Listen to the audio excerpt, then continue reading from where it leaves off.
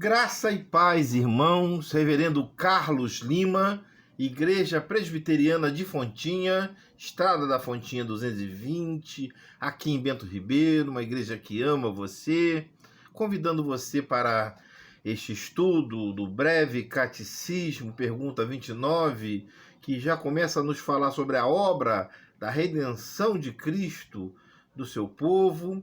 Também nós teremos uma reunião de oração, de edificação do povo de Deus. Sendo assim, nós vamos iniciar esse trabalho com uma oração. Busquemos a Deus, então, em oração.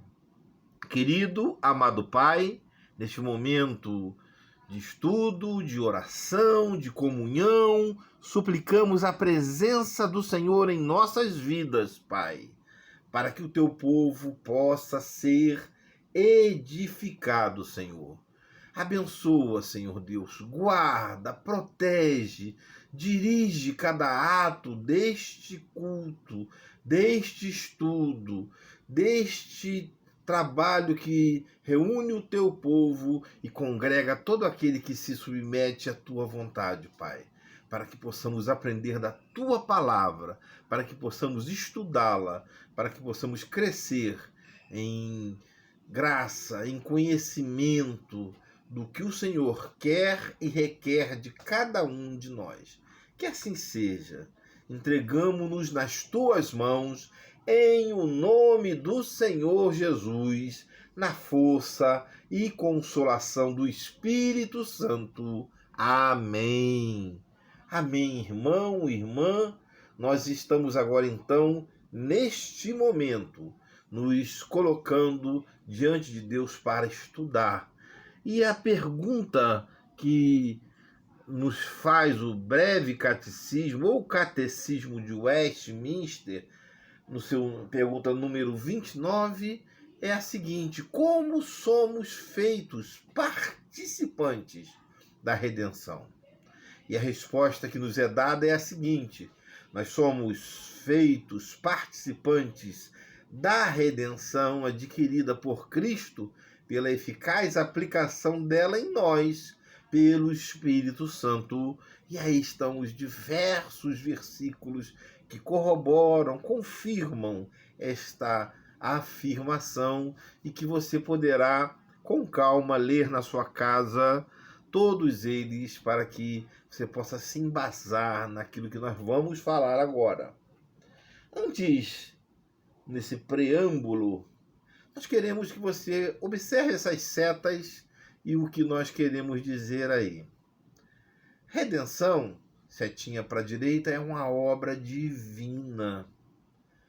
E queria que você lembrasse o que é redimir. Estudamos isso nas perguntas passadas.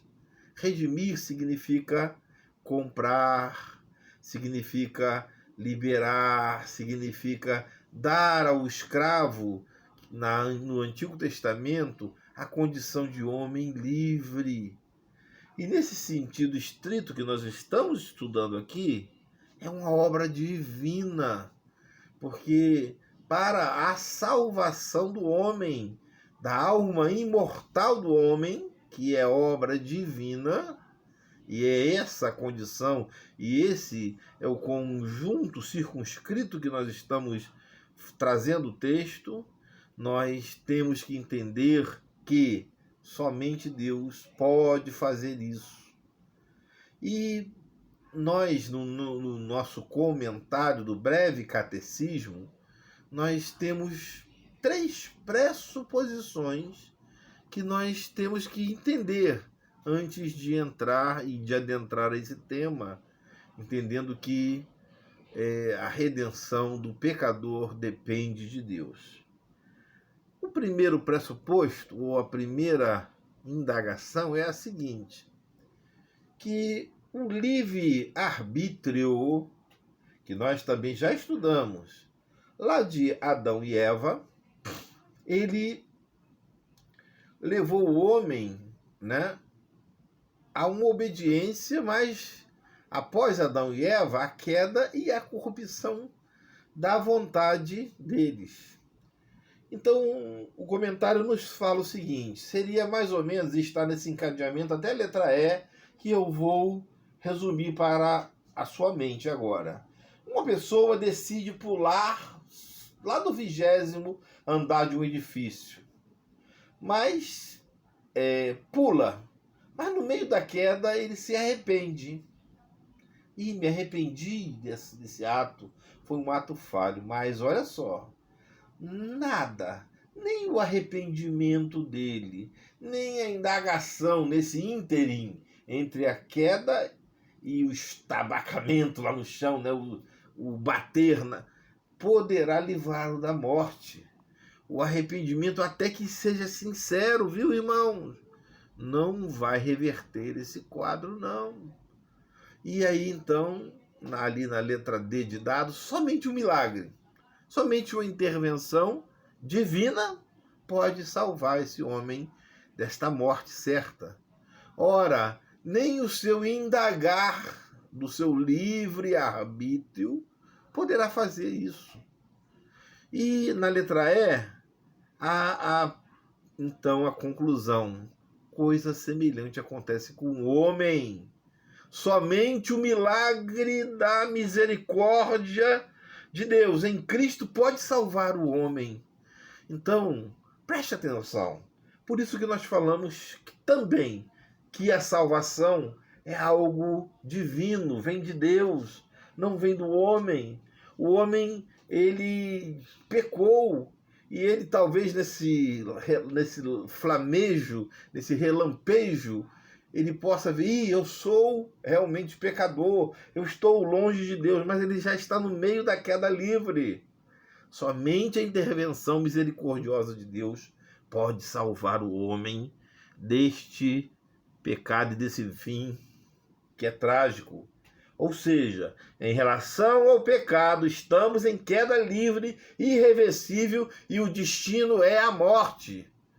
E nós somos impotentes para anular a consequência desastrosa da nossa desobediência, mesmo decidindo fazer o uso desse tal livre-arbítrio, e se não tiver a mão de Deus lá para nos amparar por meio do sangue do Filho, que interrompe o processo da perdição e nos concede essa redenção, nós estaremos perdidos. Essa é a conclusão em relação à redenção e esse suposto livre-arbítrio que algumas pessoas dizem ter.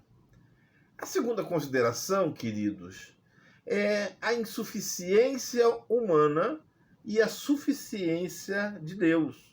Ora, o homem é suficiente para fazer as coisas que ele quer, até talvez pretenda fazer.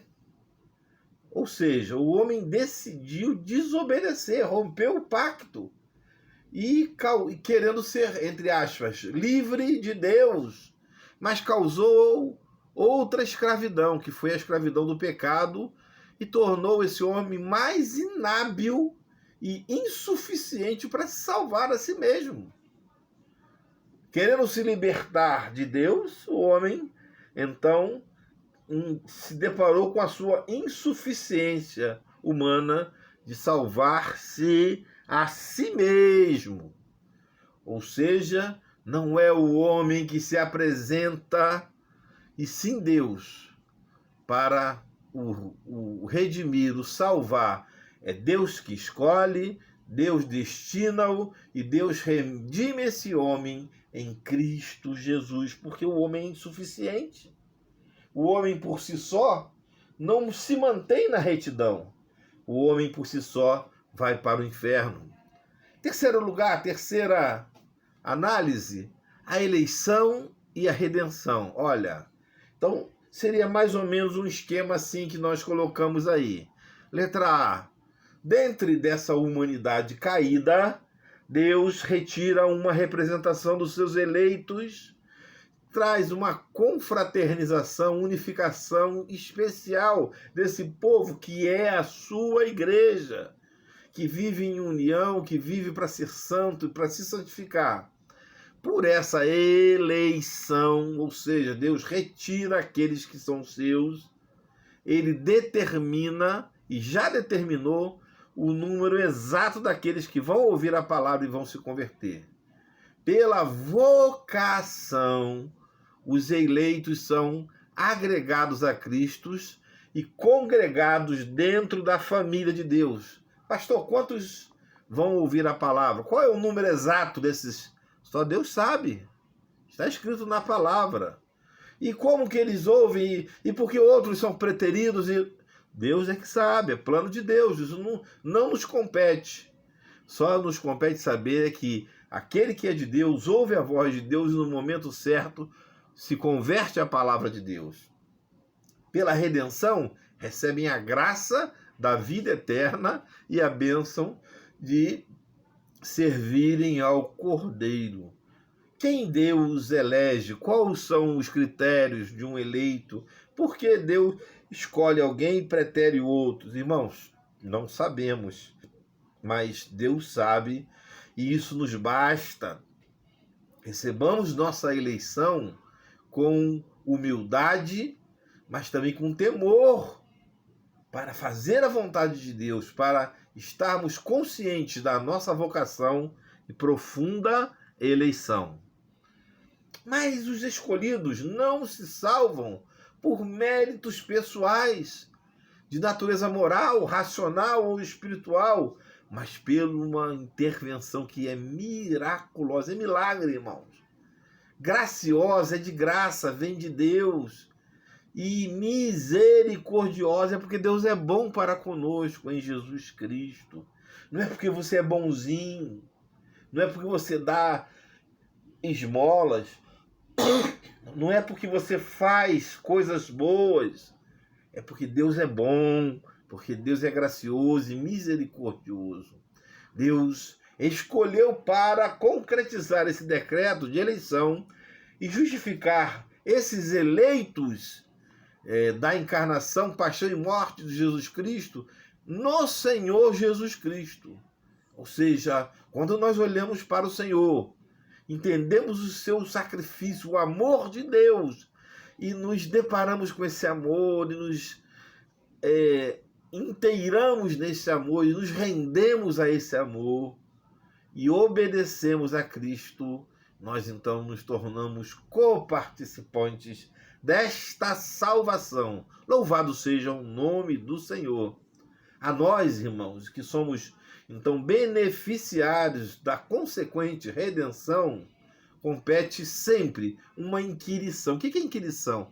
É uma introspecção e perguntar a nós mesmos, né? Será que é assim? Será que eu estou andando bem? Como é que eu estou andando? Para uma compreensão que, em primeiro lugar, deve ser racional, deve ser uma autoanálise e reflexão, mas como que uma adesão lógica de concordância, mas também, em última análise, é uma submissão de fé, de resgate daquele que é humilde e se humildemente se coloca nas mãos de Cristo, porque Cristo é que faz essa boa obra em nós, em nossa vida.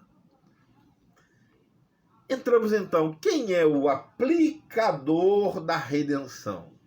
Aplicar significa colocar em prática essa redenção.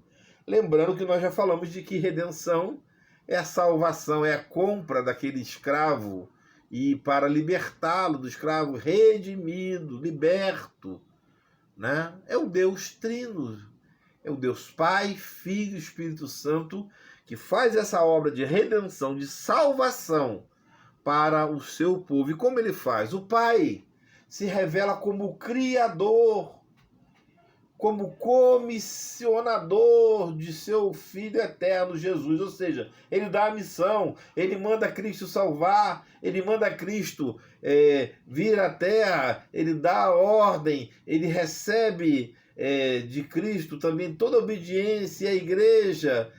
Então, reconhece esse fato relevante que o Pai, a primeira pessoa da Trindade, que é a quem nós dirigimos a oração por intermédio do Filho, e é ele então que é o grande comissionador, é o grande, é a primeira pessoa da Trindade, é aquele que ordena que as coisas aconteçam. O Filho, que é a segunda pessoa da Trindade, é o Senhor Jesus Cristo, que se encarna, que está conosco, é aquele que é enviado pelo Pai, que se torna um dos nossos, um de nós, como cantamos numa cantata. É que se revela aqui como ser humano, passa todas as coisas que um ser humano tem que passar aqui na Terra. Sofre, chora, tem fome, tem sede, mas sem pecar. Morre, é sepultado, mas ao terceiro dia ressuscita dos mortos, e isso acontece com o Filho. E a terceira pessoa da Trindade, do Deus Trino, é o Espírito Santo, que, como nós falamos lá anteriormente, é o aplicador da redenção. O Espírito Santo é o que está em nós, é o Deus que habita dentro de nós. Olha só, olha o que está em negrito aí. Capacita a entender a Bíblia, conduz a Jesus Cristo, ele implanta, ele nos mantém em Cristo. Olha, está em nos dá esperança, consolo, amor, fé, convence do pecado, da justiça, do juízo, nos santifica e promove o nosso crescimento espiritual. E poderíamos dizer muito mais, é o nosso advogado, é aquele que caminha em nós, que com gemidos inexprimíveis ele intercede por nós. É o Santo Espírito, é o Espírito de Deus. Então esse Deus trino, que só pode ser visto de maneira única, é aquele que está em nós. Ou seja, está em vermelho aí. Sem o ministério do Espírito e a sua presença em nós, não haveria o que, irmãos? Conversão, arrependimento, regeneração, santificação. E por isso, então, a obra do Espírito Santo, né, é uma obra que está dentro do ser do crente, da vida do crente. Esse, então, é o grande aplicador que aplica essa redenção em nós, em nossa vida, em nosso coração. O Deus Pai, o Deus Filho e o Deus Espírito Santo. Concluindo a nossa fala, irmãos, nós queríamos dizer o seguinte: as obras do Deus Trino, né? Em primeiro lugar, são uma obra em conjunto, né? A criação, a preservação, a redenção, a santificação não são obras estanques. Nós já falamos isso quando falamos em umas aulas passadas aí, quando falamos de Deus Pai, Filho e Espírito Santo. O Pai, o Filho e o Espírito Santo, eles fazem a obra em comunidade, em unidade. Então eles não fazem nada sozinho, mas fazem em conjunto, em irmandade, em alegria, em amor. E nós temos que entender isso. O nosso Deus é um Deus trino. Concluímos também que, não obstante a tudo isso, é um grande mistério. Nós não entendemos totalmente Deus, a Trindade, a encarnação, a ação do Espírito. Tudo isso ainda é mistério para a gente, né? Como que o Pai está integralmente no Filho, como o Filho está no Espírito Santo, e assim vai, né? Ou seja, a Trindade é um mistério, mas a Trindade age de forma una, quer dizer, conjunta e única. É equívoco analisar pessoas distintas em funções aparentemente individualidades específicas. Por quê? Porque o nosso Deus é trino. Dizendo isso, fala assim, olha, a função de Cristo é de Salvador, mas o Espírito também. E do Deus Pai também. Né? Então nós aprendemos, às vezes, a reparticionar obras de Cristo, ou seja, do Deus Filho, do Deus Pai e do Deus Espírito.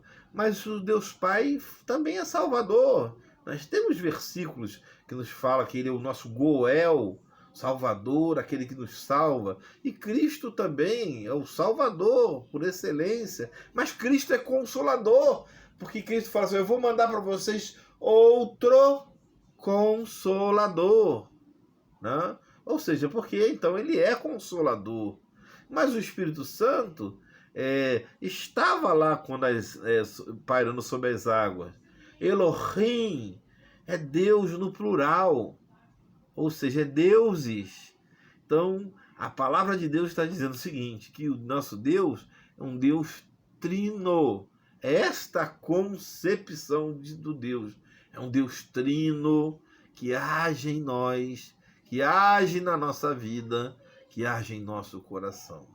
Que possamos entender então, irmãos, que esse Deus, que é um Deus que aplique em nós esta salvação, que é um Deus que aplicador da redenção, é esse Deus trino que age conjunto e separadamente para nos unir, para fazer a vontade de Deus em nossa vida, para nos levar a essa redenção já preparada desde a fundação dos séculos. Amém.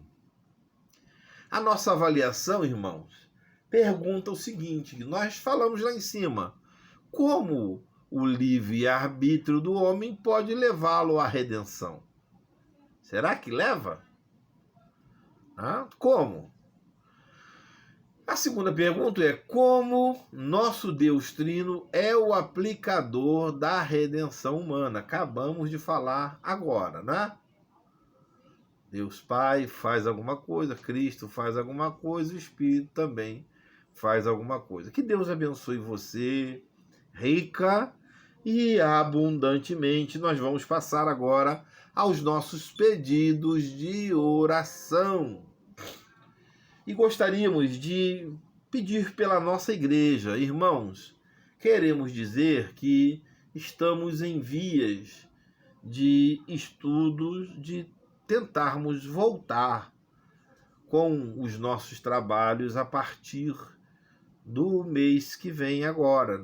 Nós estamos já no meio do mês, né, de agosto, então gostaríamos talvez de voltar em setembro, no meio de setembro, no início, no segundo domingo. Queremos a sua oração para que isso aconteça, para que quando comecemos a voltar às nossas atividades presenciais. Queremos pedir também pelo nosso IPTU da igreja, a imunidade que nós estamos requerendo na justiça, para que Deus possa nos abençoar nessa situação. Pedir por aqueles que são mais idosos, né? Exemplo, nossa irmã Neucina, Carli, Maura, Marúcia, Merce, Sônia Abreu, Matos. Matos não está tão velhinha assim, né? Mas está sempre pedindo oração, né? As Neuza 1 e 2, que nós brincamos, né? Mas e a Simone, por que nós falamos dessas pessoas, irmãos? Pessoas que passam zaps para a gente, ligam, pedem oração. Então nós estamos lembrando. Não obstante a isso, estamos orando por toda a igreja. Você quer um pedido específico? Ligue para o pastor, manda um zap, mande um recado e você também será atendido na oração. Por exemplo, a nossa irmã Marúcia agradece a Deus, né, porque fez exames de saúde, os exames dela deram positivos, e elas estão positivos no sentido que ela está bem, viu? Então, graças a Deus pela vida da nossa irmã, nós choramos com os que choram, mas também agora nós queremos dar graças a Deus com quem se alegra, e nós estamos nos alegrando com a nossa irmã. Queremos pedir pelo nosso conselho, os nossos presbíteros, nossos diáconos, nossas sociedades internas, nosso coral, todos os membros da Igreja da Fontinha. Então, você é membro da Igreja da Fontinha? Estamos orando por você, então. Você faz parte da igreja? Estamos orando por você agora. Não obstante a isso, irmãos, a oração pela Igreja da Fontinha, ela é diária, ela é constante. Então, saiba que tem sempre alguém orando por você, E o seu pastor está incluído nesse grupo de oração. A nossa irmã Sandra Patitucci também pede oração pela sua saúde pessoal, física, emocional, pela situação, né? Nós que temos essa psoríase, às vezes muda o tempo, sentimos uma dor maior, né? Pede pela sua filha Vanessa, pela sua família, principalmente pela conversão da Vanessa.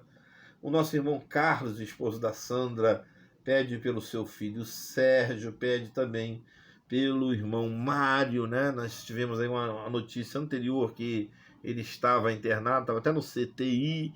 Oremos por ele, se já saiu, oremos pela sua recuperação plena. Se está ainda, peçamos por ele, peçamos por essa família querida que amamos sempre, como também da nossa irmã Neuza, Simone, todos os seus filhos, nossa irmã Dalva, toda a sua família, o filho da irmã Dalva que está em tratamento, às vezes quer fugir um pouquinho do tratamento, né? Às vezes o tratamento, ninguém gosta realmente de tratamento médico, né? Mas vai que Deus seja com ele nessa fase, dando paciência, dando cura, seja com ele, seja com também a nossa irmã Vera, da nossa igreja, Verinha, né? Que está aí em recuperação da cirurgia, que está caminhando, seja com a nossa irmã Sônia Abreu, que tem orado, que tem pedido, né? Nós vimos aí um vídeo da recuperação do pastor, que bom, né? Graças a Deus, mas também a secretária do cardiologista da nossa irmã Sônia, toda a sua família, todos os seus pedidos, todos os pedidos da igreja, todos aqueles irmãos que têm nos pedido oração, queremos entregar a nossa igreja nas mãos de Deus. Irmão, curve a sua cabeça. Se por acaso o nosso pastor não omitiu de dizer algum nome aí, saiba que talvez por total esquecimento mesmo, mas seu nome, chegando aqui, nós queremos falar o seu nome, mas imediatamente, quando sabemos de alguma coisa, estamos clamando por você, sua família, sua casa, seus desejos, seus anseios. Saiba que estamos fielmente orando pelo irmão, pela irmã, clamando com um grupo de irmãos também que clamam, que oram, que buscam a presença do Senhor. Curve a sua cabeça, vamos falar com Deus neste momento. Amado Deus, querido Pai, louvamos, bendizemos o teu nome, Senhor. Ó Senhor, o Senhor é Senhor das grandes coisas, é aquele que aplica a tua salvação, a tua redenção, a esta grande obra que o Senhor faz na vida do teu povo, Senhor. E agora, Senhor, nós agradecemos pela tua misericórdia, pelo Senhor nos incluir nesta mesma obra e na condição de eleitos, de salvos, Pai. Não obstante a não merecermos, Pai, mas o Senhor é bom e misericordioso e tem nos dado, Senhor Deus, momentos então de refrigério, de vida na tua presença, Senhor. Nós queremos agradecer, mas também, Senhor, colocar nas tuas mãos a vida de muitos servos e servas que têm buscado a presença do Senhor, que têm motivos de oração, que têm problemas nos seus lares, nas suas famílias, irmãos que estão enfermos, irmãos que tratam enfermos, irmãos que estão angustiados, agoniados pela vida e pelas sequelas que às vezes são impressas no seu caminhar. Ó Senhor, clamamos por misericórdia, por paciência, por alívio, Senhor, para que estejamos, Senhor Deus, cercados pelo teu Santo Espírito, Pai. Alivia o teu povo, dá forças ao teu povo, Senhor. Nós assim clamamos pela tua presença, pela tua orientação, em o nome do Senhor Jesus, na força, na consolação do Espírito Santo. Amém. Amém, querido irmão, assim seja, querida irmã. Nós, assim então, nos despedimos com a paz do Senhor. Receba a bênção apostólica. Que a graça do nosso Senhor e Salvador Jesus Cristo, o amor de Deus e a comunhão do Espírito Santo seja com todos vós e com todo o povo do Senhor agora e pelos séculos dos séculos. Amém. Querido, boa noite, bom final de dia de quinta-feira. Quero dizer para você que a partir do programa de domingo, da gravação dele, nós teremos algumas novidades. Nós queremos fazer essa gravação a partir lá da igreja. Então você que está com saudades da nossa igreja, nós vamos tentar gravar esses programas lá da igreja. E queremos pedir que as suas orações se intensifiquem pela volta dos cultos, que queremos que eles voltem a partir agora do mês que vem, ou do primeiro domingo ou do segundo domingo já com ceia. Se assim o Senhor for servido, nós estaremos informando aos irmãos e as regras necessárias para essa volta, tá bom? Que Deus abençoe você, querido irmão e irmã. Fica na paz. Boa noite. A paz de Cristo para você.